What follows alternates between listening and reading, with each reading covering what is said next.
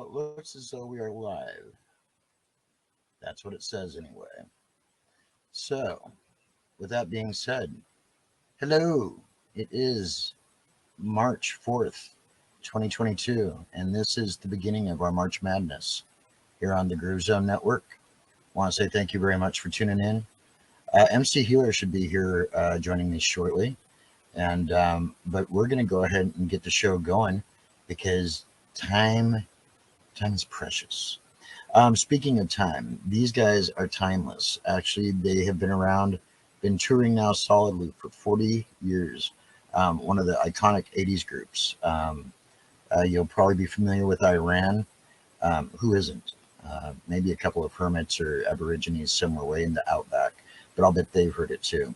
Anyway, Mike Score of A Flock of Seagulls is with us today, and totally excited about this. So join DJ Ducky, Brad B of C Average, and myself, along with MC Healer, for an incredible show. All right, ready? Here we go. I think we're ready.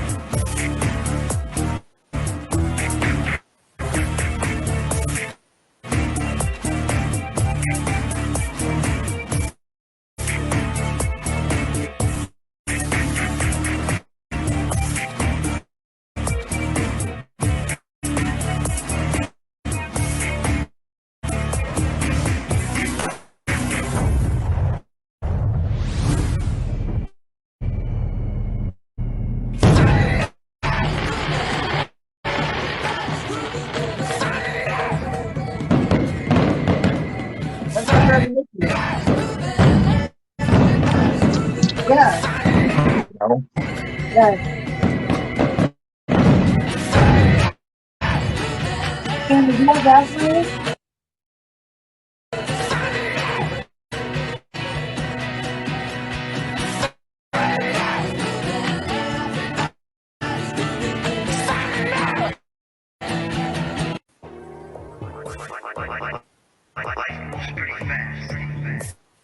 You don't stop to look around once in a while. You could miss it.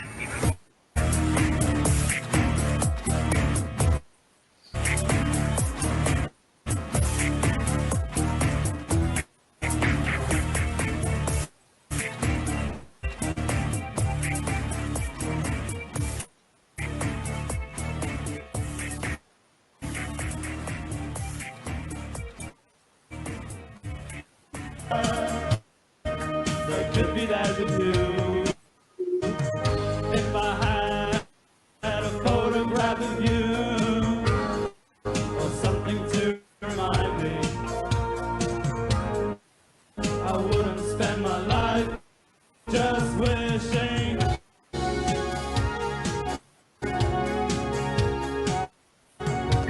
Good afternoon. How you doing? I can't tell you how well I'm doing. This is an incredible moment for me. I got to say, first of all, thank you so much. So, Oh, thank you. you're a hard man to track down, mister. You're all over the place. Can you hear me? Yeah, especially for some reason the last like 3 or 4 years. It's like, you know, and then after the pandemic, it was just crazy because everybody that had shows booked suddenly went, oh, we want to rebook them. So we ended up like, you know, concentrating everything into last year basically. And it just got super crazy. Oh, no doubt. No doubt. Yeah, I've been looking forward to this, you know, and I almost was at the point where I was going to say, well, you know, he's just got too much going on and I'll reapproach it someday. And I thought, no, because he told me that he would. So I had to pursue it. You know, You just got to keep going at it. that's right. Because hey, and you're a good one to say that. As right before you popped on, I'm sitting here thinking, a flock, you have been in my life for so long and been such a vital part of it. And so now the funny thing is, so too, and before I lose track of what I'm doing, we've spoken before. Uh-huh. At the Evergreen Ballroom in Olympia, Washington. Okay, 95. Our friends were the opening act, and we were backstage after the show, and you and I spoke for just a minute. Okay. And so, hey, it's like we're old friends. Is it just that we're old? Can you believe that?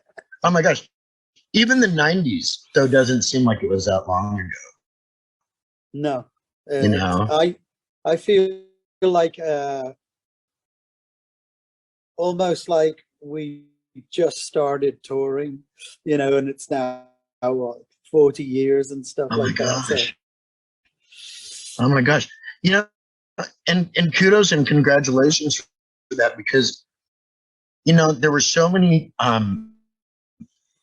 people that didn't think that the new wave sound or that you know, alternative sound would ever last. You know, I think they thought it was a flash in the pan. Go figure, 40 years down the road and you're still touring. Yeah, and I think they thought the Beatles were a flash in the pan too. Right? Yeah, no. And if that's the case, then you're in good company. Right. Hey, Mike, can we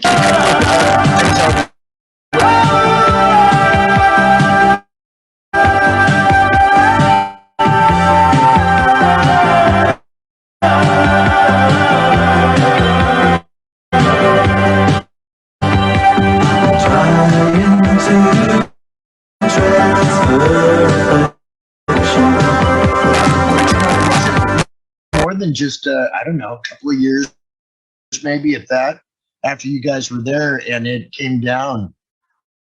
Actually, it came down in 2000. I take that back. And I think it was but the building came down. They never really figured out who did it. Who? And anyway, so the next day I'm thinking, well, what am I going to do? You know, we all were basically without a job, and so coming up out of the ashes of the ballroom became Phoenix. Right. Okay. But I didn't become Ducky. Mike, I'd like to take a quick moment and introduce you to one of our DJs. This is DJ Ducky. His name is also Jeffrey, but we call him Ducky. Ducky, can I introduce you to Mr. Mike Score of A Flock of Seagulls? Oh, by all means, I would be delighted if you would introduce me and honored. Okay, Hey, well, Ducky, just, you know, there you go. It's an honor to meet you, sir. I think I've seen you only twice in concert, but I have seen you. I think the first time was in Portland in 1996, maybe. Does that sound about right? My memory stops at about 90. Oh, you couldn't? Oh, okay. Gotcha. Yeah. I can't even imagine. Everything before that never happened. Yeah. Oh, gotcha. I'm pretty sure it was 96, somewhere around there, 95, 96. Okay. But yeah. We used to get up to Portland quite a lot, but these days it's you know, it kind of goes in phases like that. You end up, you know, Northwest, and then the next time it's like, oh, now we're in Texas for the next couple of years, or LA, or over near New York. So it kind of waves in and out of phases. Yeah. Well, and the venues, we always had fun. The venues that you guys have played range from like arenas to like small, more intimate venues. Yeah, you know, the main thing is you're playing. Really, when I'm on stage, I'm playing for myself. You know, and if it's a small venue, I put just as much into it as I would if it was an arena. Exactly. I'd get paid more, but probably actually get paid more if the small venue. Right. But yeah, you know, and to play all the time, you know, you kind of go, well, if I just play big places, or say places over 5,000 or something, I'm going to be playing 5-6 times a year. So Yeah. if we play small venues, we're playing 50 times a year, you know, and that's the fun of it, is playing half the time, you know. Not writing the songs is great, but if you can't get out there and play them to people, Then, you know, exactly. what's the use of being in a band? You might as well be on your own. Oh, no doubt. Yeah. And I know, actually, a moment ago you had mentioned something about, you know, the pandemic, or we were getting that direction. I know it affected everybody in the music industry. Now, I also see, though, that A Flock of Seagulls is already touring again. So you're already out on the road, yeah? Yeah, you know, as soon as the pandemic started to wane a little bit, you know, we got some offers, and it was a case of, well, we can take these, or we can wait for the big rush at the end when everyone can go out. So we had a little chat as the band, and we said, no, let's go out and do these, as long as we're, you know, pretty careful about, like, we weren't going out and doing meet and greets and stuff like that. We stayed backstage. As long as we, you know, keep away from people, but close enough, if you know what I mean. And we, you know, and it was also not just a relief for us to play, but a relief for people that liked us to come out and say, you know, even in the middle of this, you're still musicians, kind of thing. So, you know, so we did it gladly. Yeah, we were early restarters on the pandemic. That's, somebody had to jumpstart it, though. Okay, the last person to join us, Mike, is my friend Brad. Brad was in one of the local bands here called Sea Average. He is also an amazing printer. If you have any printing jobs ever you need it done while you're in the area, contact Brad. Anyway, Brad, this is Mike's score. Hey, Brad. Yeah, Mike. So nice to meet you. Thanks for letting me ask a question. You're welcome. You're a little bit. Hopefully, you're cutting in and out a little bit, my friend. Oh no. Okay. Well. Now I can hear you.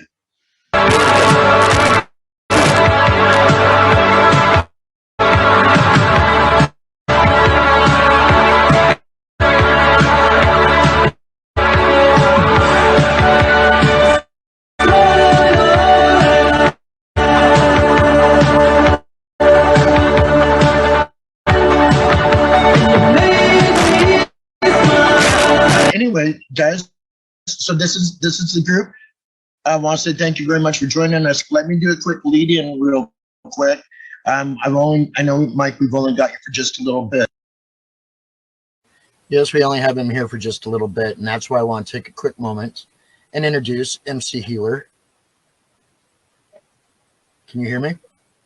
Huh? Hey. Howdy. How are you? I'm doing well. Good. Well, we're part of the show, my friend. Awesome. Well, hi, Mike Score. Yes, hello, Mike Score from Jesse. He might say hi back. You never know. That'd be kind of trippy, but you never know. Thanks for joining me.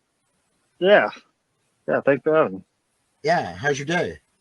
Yeah, pretty awesome. It was pretty good. I went out to go help my aunt out in the boonies, so I'm helping her remodel her house and stuff. So you're a good nephew. Day. Nice. Well, you know, one of the main reasons why I wanted you to be here with me is because I still think back to a conversation we had here several months ago when I first told you that I was looking to possibly get Mike's score on the show. You remember Yeah. that? Yes, I do. It's And been a little bit. yeah, it's awesome that it's finally going through and seems like it's going well. Who would have ever thought that he would have said yes? Yeah. And then who would have ever thought that I'd actually get to a point where you'd be available and able to sit in on the show with us? Yeah, it's awesome. Win-win situation all around. No doubt, no doubt. Now, if we only had that much foresight into other things in our lives, Oh, we'd yeah. be doing good. All right. Well, you got your popcorn? Positive affirmations. No doubt, no doubt. Do you have your popcorn and your soda pop? I got my soda pop. I got my little Red Bull. Okay, peach Red good. Bull. As long as you got your munchies, I think we're good for the show. Yeah. Yeah. All right, for buddy. it. All right, here we go. So, without further ado, this is the interview with Mike Score of A Flock of Seagulls. Rock and roll. And if we can rock, we can roll. There we go. So, hey guys, you're watching Groove Zone Network. This is DJ D Phoenix, and with me today I've got DJ Ducky out of Seattle, and I've also got Brad of C Average, out of Olympia, Washington. Brad. Wow, quite a spread, really. There we go. But we were actually hanging today with Mike Score of A Flock of Seagulls, and totally stoked about that. Mike, so what's the latest on the music? Have you put something out recently? Well, the last thing that was put out was something that I did in the pandemic with Auguste Records, which was basically volume 2 of the orchestrated greatest hits, which, you know, the first one was great, but the second one we had more of an idea now how it would sound, and to me the second one, you know, really picks it up. The single that went out was Say You Love Me, which, you know, I've written a lot of songs, and Say You Love Me, I haven't even heard it for 20 years. And then they came along and said, look, we want to put this out as a single, do orchestral. And I listened to it and I was like, this song we should be doing all the time in the set, you know? So we introduced it to the set as well. So yeah, Ascension was the first, and now my brain's gone and I can't think of the name of this. But anyway, yeah, the second came out.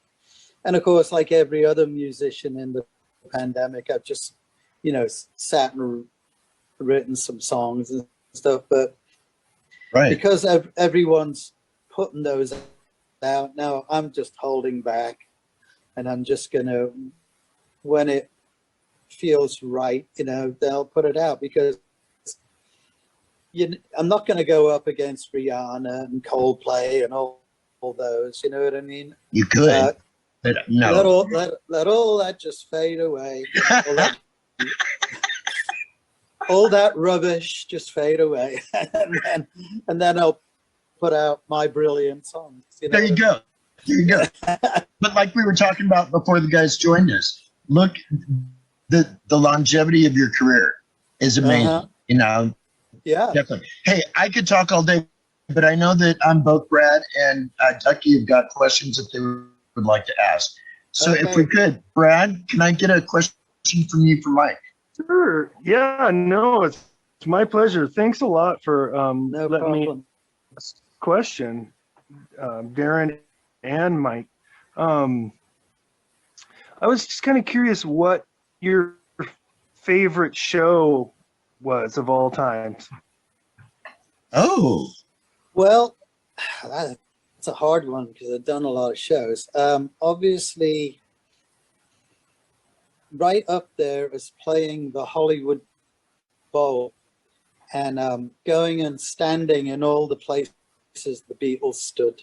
You know? And like I was standing there going, this is where Paul McCartney was, and this is where John Lennon was, and George. And then, you know, back to the back where Ringo, because I'm from Liverpool, And Oh, that's right.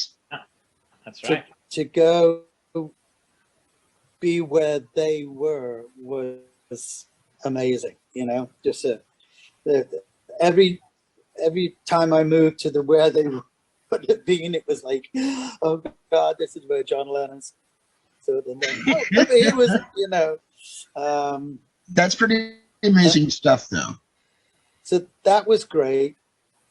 And then playing Madison Square Garden was, which I've played there three times now. Wow. But the first time there was just, you know, you look at the place and you go, this cannot be me standing here. Right, at Madison Square Garden, where everybody who's ever been anything has played, you know. Were you just a little nervous? Well, you know, we got over our nerves that day by our manager saying, if you guys don't make a mistake, you get an extra $100 each tonight. Extra $100. Oh my days, God. that was a lot of money, you know. So they're right up there. They're right up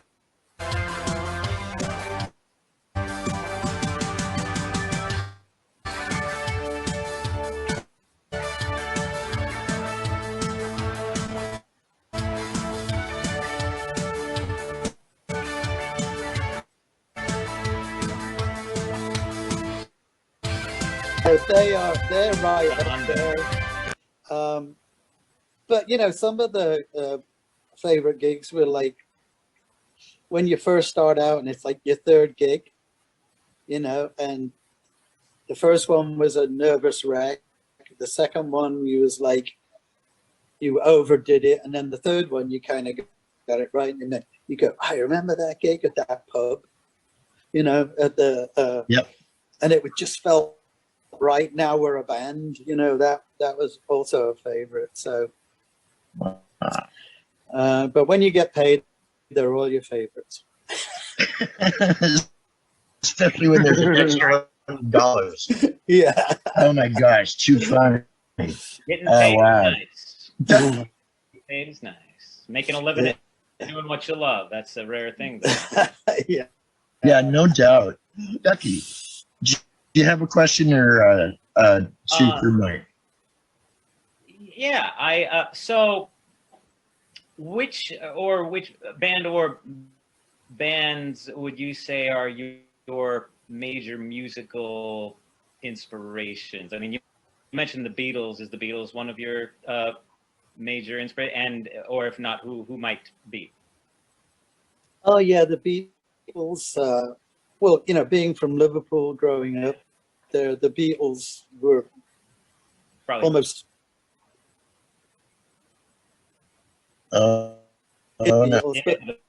but the Rolling Stones as well, because when you were a kid, it was the Beatles or the Stones in England. Which one did you love? Right.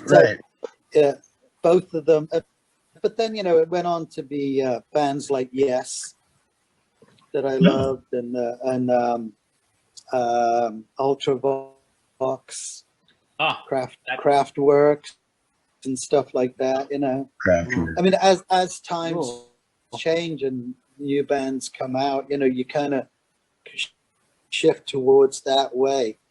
Sadly, though, a lot of the bands that have been out in the last, I would say, 5 years, they do absolutely nothing for me. You know, stuff like the Killers and all that, which everyone raves about. I must be old because I just don't see it. I just don't see it. You know, I haven't even heard of them, so. Well, Killers actually were one of the bands that kind of brought like this second or third new wave back here within the last like gen. And like Mike said, they're kind of getting lost in the shuffle. Nobody's really standing out anymore. Or are they a retro wave band, the Killers? They sound like they're from the 80s, but they just retro wave. A little, and they definitely have nods to that. I like some of those bands that I've heard. You know, it's cool that sound is coming back. You you know, a little bit. I mean, it's not the Yeah, same, it's- but it's you know, it's not. I like it though, but I'm It not just- familiar with a lot of them. It doesn't seem to hit me like, say, when I first heard, let's see, Ultravox, you know, Yeah. you heard that and you went, oh, I got to hear some more of what they're doing, you know. But then you hear some bands these days and you kind of go, well, that's all right, but it doesn't seem to take your mind anywhere. It doesn't It's not the seem same. to, it doesn't make you go, oh, I want to go in that direction, you know. Right. One midge So- Europe, though. Only one midge. Oh, yeah. Well, Yeah. and for that matter, Billy Curry though too. In Yeah. fact, Mike, Billy was on the show with me about a year or so ago. Awesome guy. Yeah. Uh-huh. That's right. Yeah. I think you know, once you've had a bit of experience of the music business, if you've got the guts, you can produce your best stuff. You know, I think it, like, even bringing us into this, when you first start out, if you have a hit, you're pretty lucky. You know, maybe if bands like it used to be in the 60s, if you had to go 4 or 5 years with nothing, then you had a hit, then you could consider yourself a real band, you know. But these days, it's like they arrive on Tuesday, have a hit on Wednesday, and by Thursday they're gone. You know, that's the way it seems. It's true. It's Unless it's totally true. Yeah. unless they've signed for Disney or something, you know. then- Bands that find a weekend. Yeah. yeah, Yeah, but that's a pact with the devil though that you don't want to have to make though. That little mouse thing with the big ears. Yeah. yeah. You know, nobody wants to sign their life away. Just ask some of them. Yeah. Oh my gosh. Brad, I want to make sure that I get a couple of questions from both you guys in. So is there one more that you want to bounce off?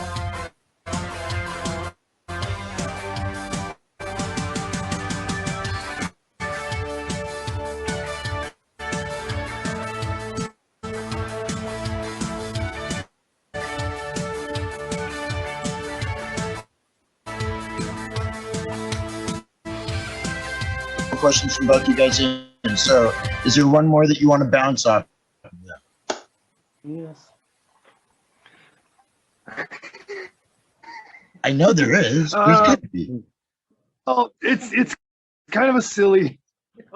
No, I don't really. Silly questions are the best.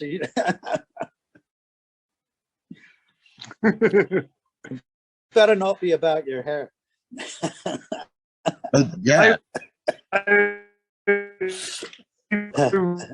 about your. Okay.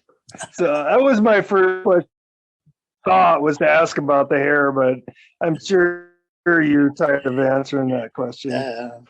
It's actually better to have no hair, because nobody asks questions about it. I'll bet. But there's something to be said though for I that. kind of wanted to know about what. Go ahead. I'm a big Police fan, and I was kind of wanting to know if you got any like Sting stories or anything, or Stuart Copeland stories. Oh, the Police. Oh, I see. Way back when we started touring with the Police, we got to the first gig with them, which I think it was like Austin, Texas or something. So our bus arrived and it was like 5 and 6 in the morning. And we were going to get off, go to our dressing room and get showers and stuff. And my manager went, no, you stay on the bus, you know. And we're like, but Mick, you know, and he goes, no. So we all kind of fall back asleep and stuff like that. And then there's all this noise outside. And we're all jumping up, looking out the windows. And there was Stuart Copeland coming down the ramp on a skateboard, and he'd run straight into the back of Sting just to annoy him.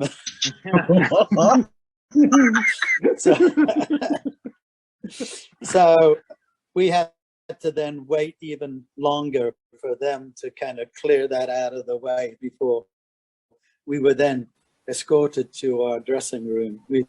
So because they didn't really want people to see anything bad, you know. Really? Yeah. Oh my gosh. That was a pretty, you know, a pretty crazy introduction to meeting the police, you know. I've got a few other stories, but they're longer. That was just a quickie. Hey, They'll in the book. They'll be in the book. You share as much as you want to with us, because like I said, we're working around your schedule today. So okay. Good question though, because I didn't even know. I couldn't remember that association between A Flock and the police. So that's cool. Yeah, we did a long tour with them, and they were absolutely brilliant on their shows, and they were brilliant with us. You know, they treated us just like like my brother, who was, you know, the drummer. He used to play ping pong all the time with Stuart Copeland. Hollywood. And then, yeah, Ali, and then Andy Summers would come to our dressing room and hang out. He'd just knock on the door and he'd say, "Hey guys, can I come hang out with you guys?" You know, I'm kind of bored with them now after 20 years or whatever it was.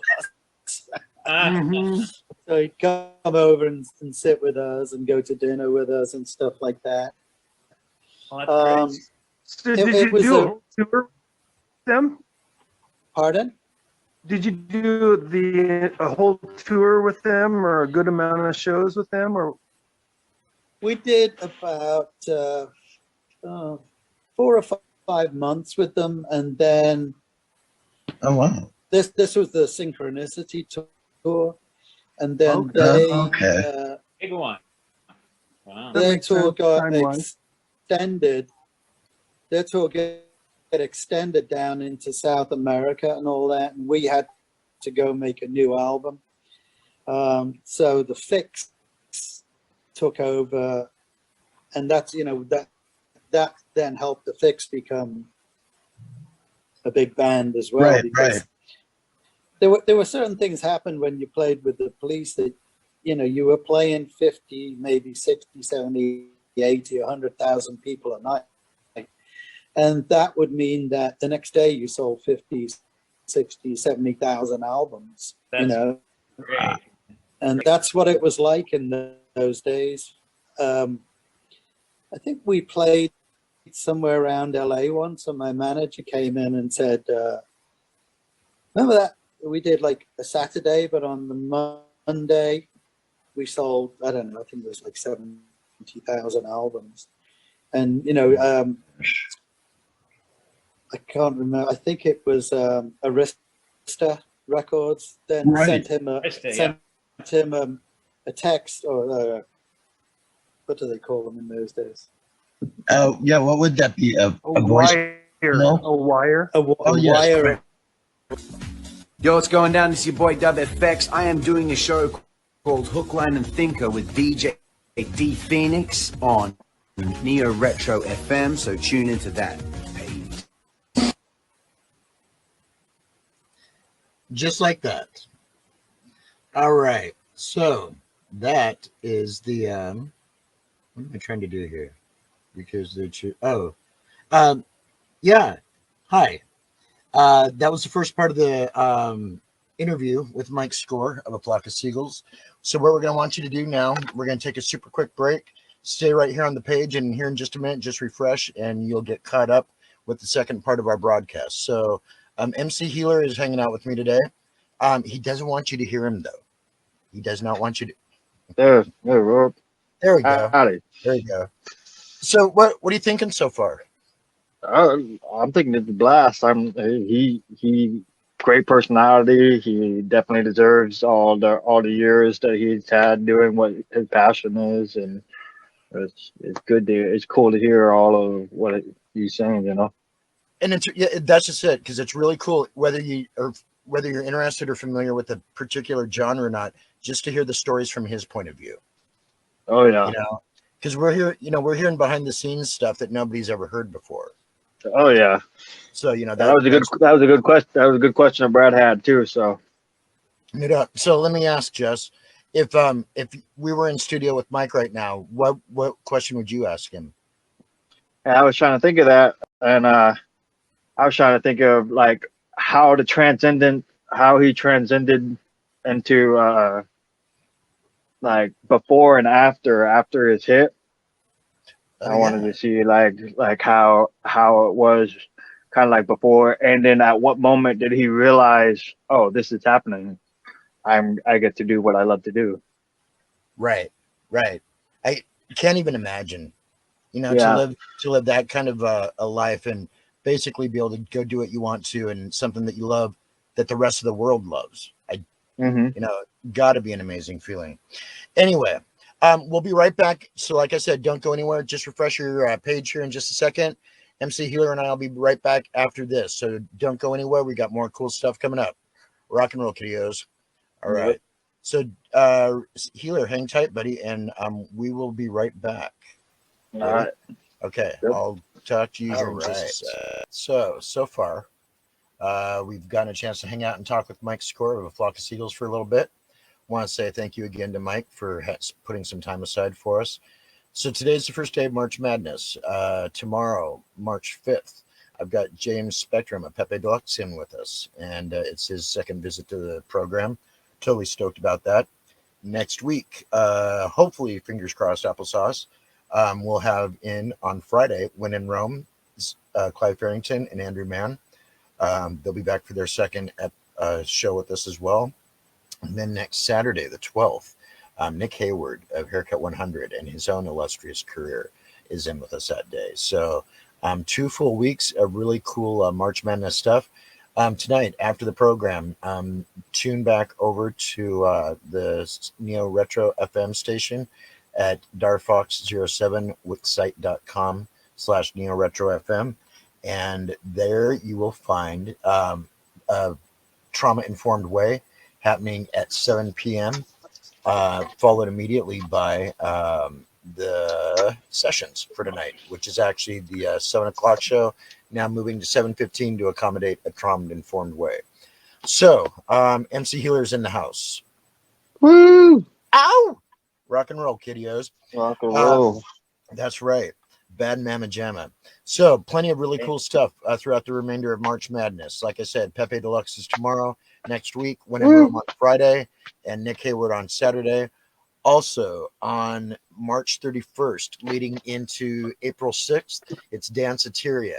It's going to be a 24/7 full week of dance music leading up to the project's end. And we've got some cool surprises in store for you guys. So stay tuned and put on your boogie shoes.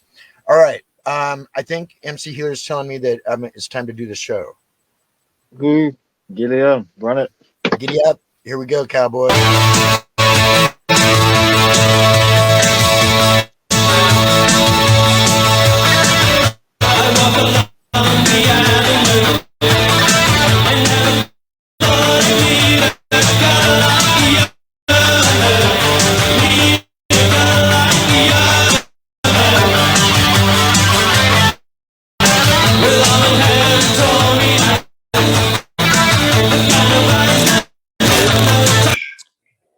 I can't remember. I think it was Arista Records. Then sent him a text, or what do they call them in those days? Yeah, what would that be? A wire. voicemail? A wire. Oh, yeah. Wire Right. or something. Yeah, a hologram. Yeah, a telegram. A hologram. They said that because Western of Union. that, they were going to, spend this much more promoting the band. So, Wow. so that Nice. for us was a great step up, And that was at the beginning of, now, was that before or after you started working on the second album then? Was that the second? Or was that still the debut? We're I can't supporting remember.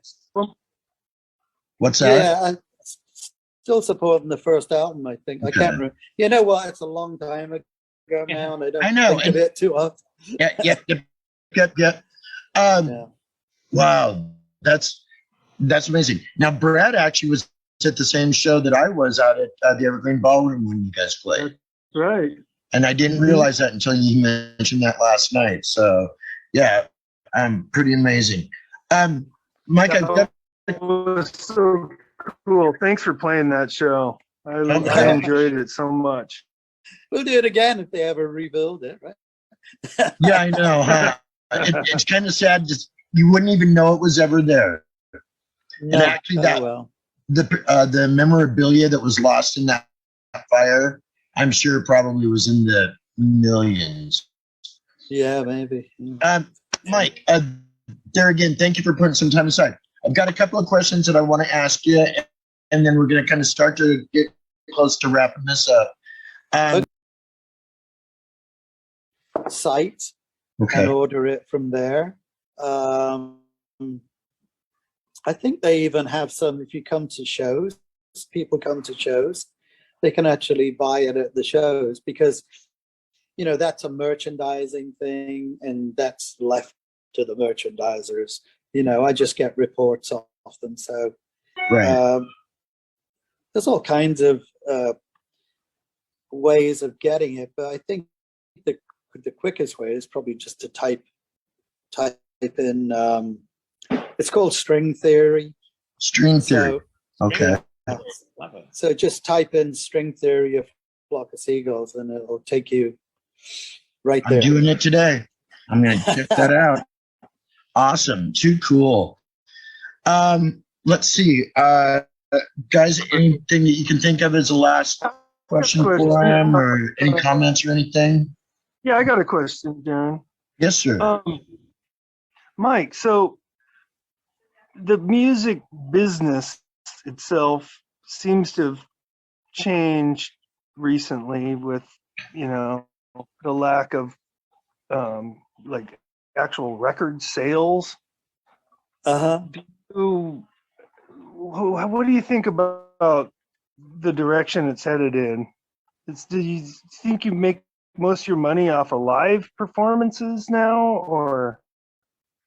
Yeah, I definitely make a living from live performances. You know, I still get royalties, and that's great. I think that, you know, all changes are so that somebody that's not a musician can make more money out of musicians than they do. And that seems to have always been the way, you know. If you're in the scale of here's the money for the thing, you know, then it goes to this guy and this guy and this guy, and the musician is the last one that ever gets paid. Yeah. So, you know, if you want to be a musician, you've really got to love it, basically, because the chances of you getting paid what you're worth are pretty slim unless you're signed to the big eared guy, you know, who then probably takes 90%, but your 10% is a nice big figure, you know what I mean? Right. So it is a tough world. People think you just arrive on stage like, you know, like you're beamed on stage. They don't realize that 99% of being a musician is getting to where you're going. If it's a show, you know, you may have to fly in overnight, drive in overnight, and yet you've still got to perform. Yeah. Regardless. It's a tough life, but when you get it right, it's totally worth it, you know. Oh, no doubt. And yeah, and that's just it. You were able to make a full-on career out of that.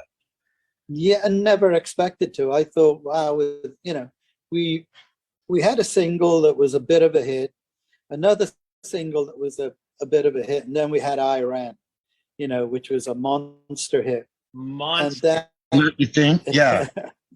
And that took us into a full career, because before that we're like, cool, we're going to America, 2 weeks in America. We ended up staying 8 months because of Iran.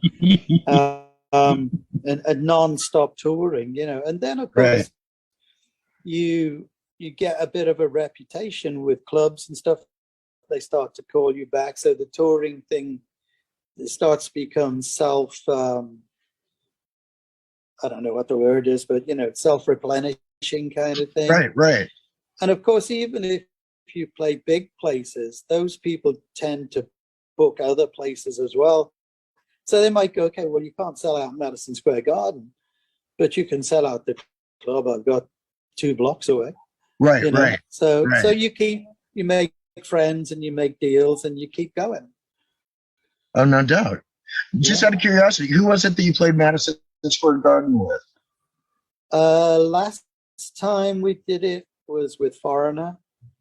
I've heard of them. Really? Yeah. Wow. Okay. With Foreigner, that's an odd pairing, though. I would think. A little bit. I mean, 80s, you know, 80s popular 80s bands, but little different style there.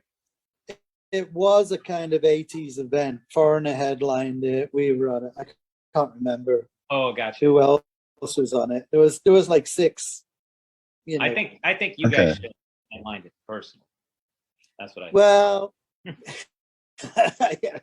Thanks for that. But before that, we played it with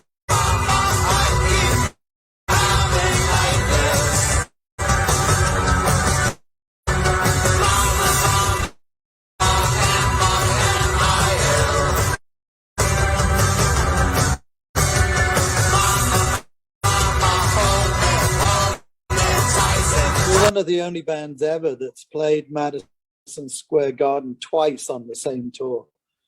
You know, so really, that was we played it right at the beginning of one tour, and then they added it on again at the end.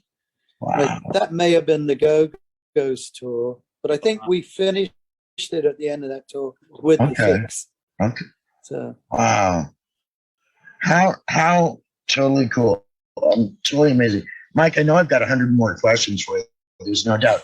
So with that being said, I just want to let you know, when time permits, when your schedule allows, you ever want to come back for a second visit, just let me know, because I would love to have you back on with us. Okay, maybe when we get a release, of something. You bet. You bet. I'll make sure that we're in contact. Okay. One of the last things that I want to do, a word to the world. We've got people listening and watching today. So what would your message be to anybody that is checking this out? I would say for A Flock of Seagulls, come and see us live, you know. Yes. Check out the String Theory album and the Ascension album. Look back into our history. It's, you know, when we first started out, people thought it was all about haircuts and fashion, you know. Yeah. And it's only now that you can look at it 40 years later and go, well, the content was pretty good as well, you know. Solid, yeah. And now, because it's still standing up, people may, you know, it might be good to have a look back and then go, you know, when I was a kid, I dismissed this, but now I realize it's good stuff, you know. Oh, no doubt, no doubt. And whether it's the first album or the second album, or, you know, or any of the ones beyond that, those first two especially, though, I mean, there were such solid pieces as far as your compositions went, that, like Telecommunication, Modern Love is Automatic, still resonate as strongly today as they did back when I first heard them in 1983. Yeah, I mean, even to me, they sound great, and I've heard them 100 times more than you. Probably have. Yeah. Well, I know that Iran is one of the most overplayed 80s songs ever. You hear it everywhere, but I still never get sick of it, and it's still my favorite one of your catalog. I mean, I know it's, you know, it's that's because it's actually underplayed. It can never be played enough, I guess. Yeah, no, yeah. I mean, overplayed, but I never get sick of Iran. It's a brilliant song. It always gives me chills, no matter how many times I hear it. My favorite version is the extended. I think it's 5+ minutes. You know, the really long intro and everything. I don't like listening to the short version. Just, it's just No, like one of my favorites Neil of Neil. ours is Wishing, simply because it can go up to 9 minutes long. So Really? Okay. Yeah, Wishing was an instrumental. I wrote it as an instrumental, and then to get it on the album, I had to put lyrics on it, and I had to do like little deals with the record company that I wrote it. I think it was 13 minutes long, and then they said, "Well, we want it to be cut down maybe to 6 minutes," and then it was like, "Well, no, what about 9? Well, if you put some lyrics on it," and they finally got, I think, to about 5.5 as a single. Right. Wow. But then I think on the album it's like 7.5. Okay. Because they do things like edit it while you're not there.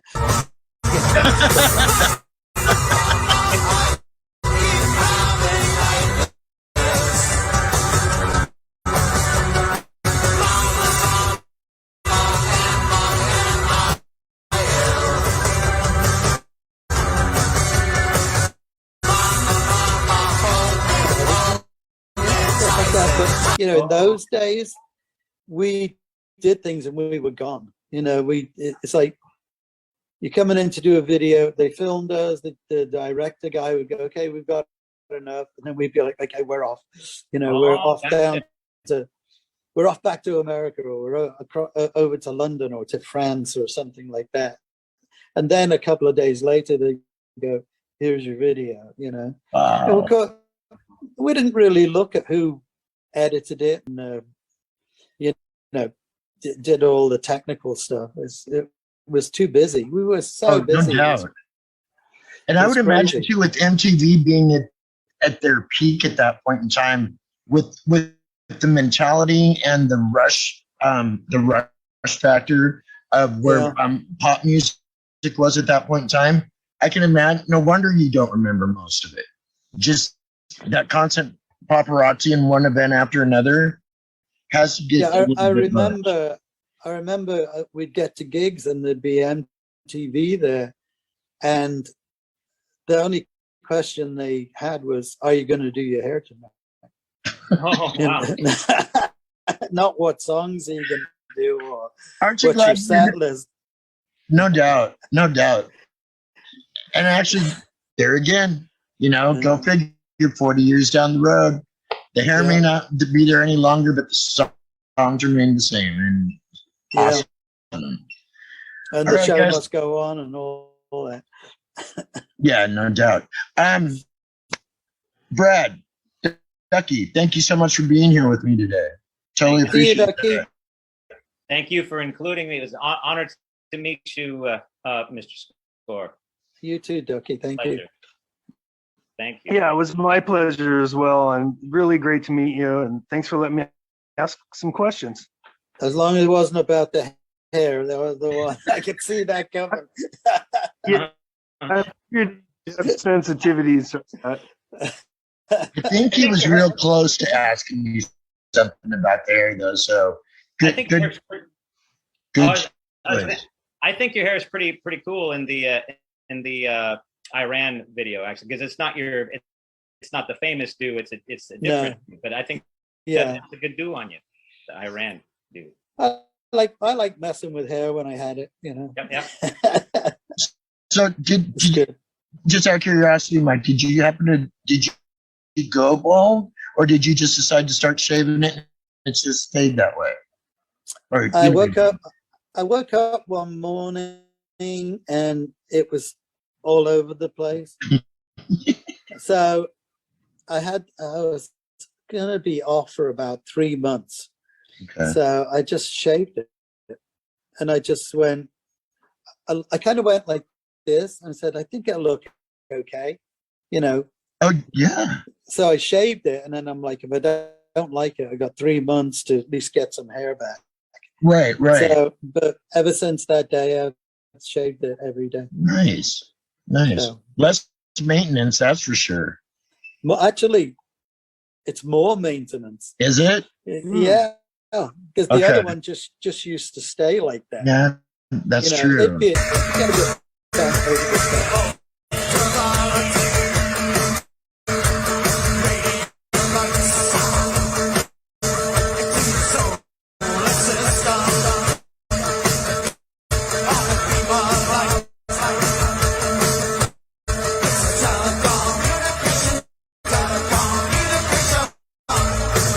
get bent over. Just bend it back, you know.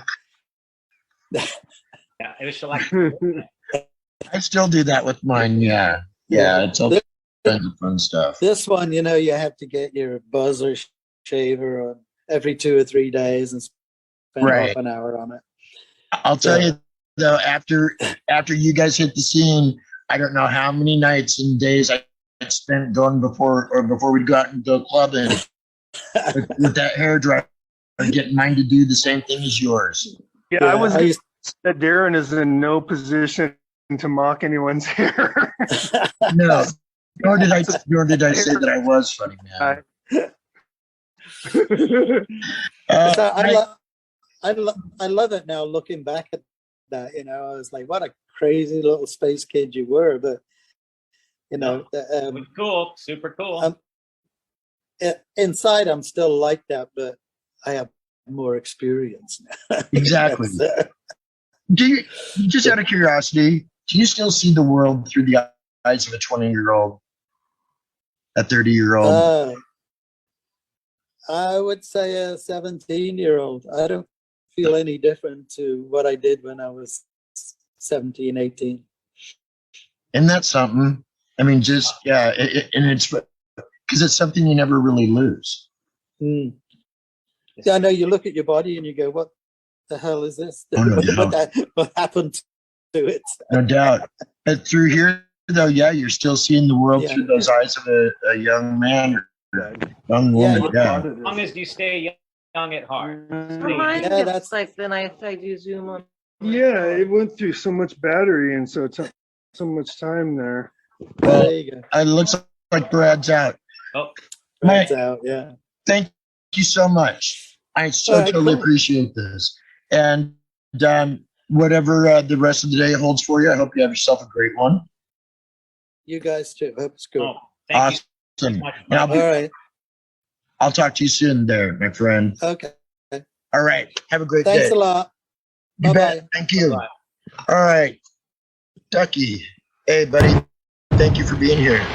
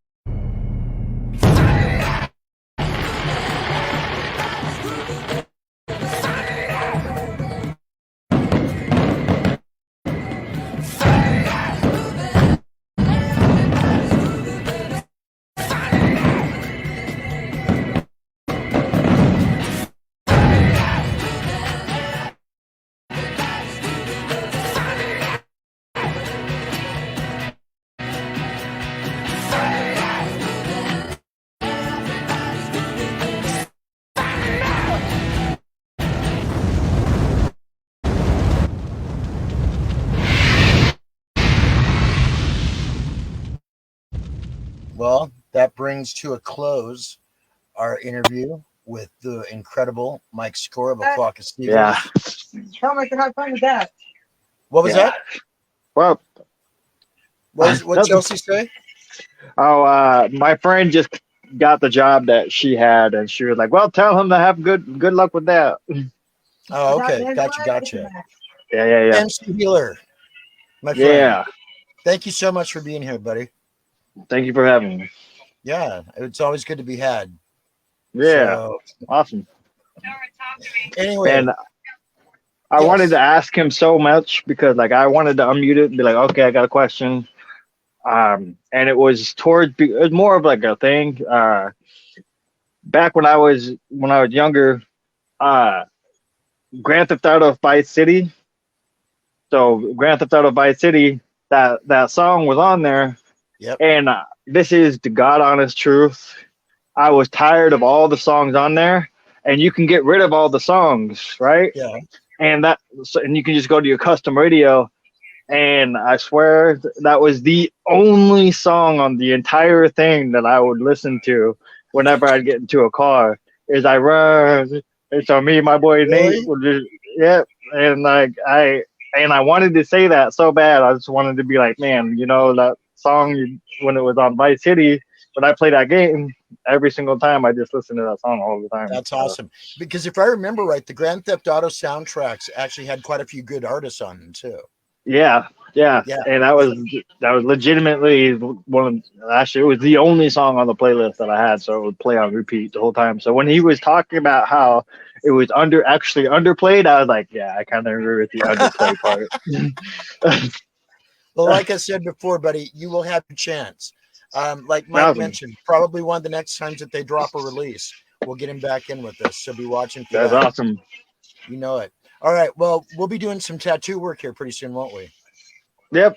I got it all right here. So I got somewhere up there. It's up there. Cool. All right. Well, I will talk with you soon. And guys, thank you so much for tuning in today. On behalf of the crew here at the Groove Zone Network, I'm DJ D Phoenix, coming to you live from Tacoma, Washington. With me today has been MC Healer, Jesse Heal, my tattooist, my buddy, hanging with us. So that was cool. Also want to say thank you to DJ Ducky out of Seattle and Brad B out of Olympia, as well as Mike Score of A Flock of Seagulls. So don't forget, 7 p.m. tonight on Neo Retro FM at darfox07wixsite.com/Neo Retro FM, a trauma-informed way. And then I'll be on with the sessions for your guys' evening rock and roll session immediately following at 7:15. So tune in. Don't forget, March Madness is still rolling tomorrow afternoon, 5 p.m. James Spectrum. Be there, be square. Exactly. And don't be square. Be oval. Be there. All right. I like squares. Guys, thank you very much for watching. We'll see you soon. Healer, I'll talk to you later, buddy. Yep. Have a good one, brother. All right. And that is all she wrote. Just like that. Bam. I'm the love. And we